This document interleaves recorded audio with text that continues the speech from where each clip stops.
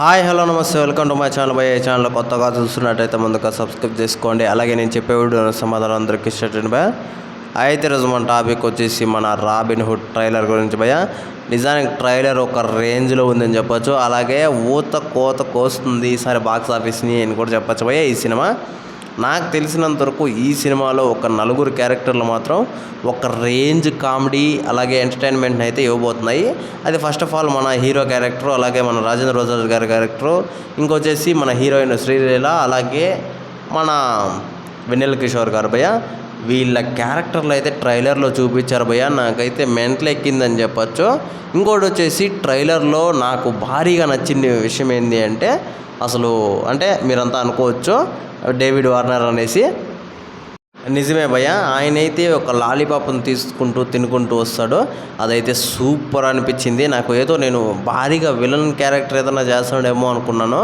కాకపోతే ఏదో సింపుల్గా ట్రైలర్లో అలా చేశాడని చెప్పచ్చు. అయితే అన్నిటికన్నా ముఖ్యమైన విషయం నాకు బ్యాక్గ్రౌండ్ మ్యూజిక్ భయ్య. అసలు నేను ఒక రేంజ్లో అసలు ఫీల్ అయ్యాను ఆ బ్యాక్గ్రౌండ్ మ్యూజిక్కి. అంటే నాకు ఎలా అనిపించిందంటే, ఒకప్పుడు సాహో సినిమాకి అయితే ఎలా అనిపించిందో నాకు థియేటర్లో, అలాంటిది ఇట్లా మనకు సెల్లో చూస్తుంటేనే ఈ ట్రైలర్లో బ్యాక్గ్రౌండ్ మ్యూజిక్ ఆ రేంజ్లో అనిపించింది.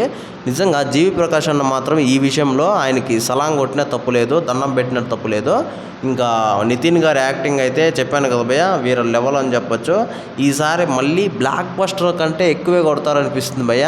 అంటే నేనేం చెప్తున్నానంటే, కామెడీగా ఉంది అని నేను చెప్పట్లేదు, కానీ ఒక ఎంటర్టైన్మెంట్ అసలు సినిమాకి ఎలా ఉండాలి అన్న టైప్లో అయితే నాకు అనిపించింది ట్రైలర్ చూసిన తర్వాత.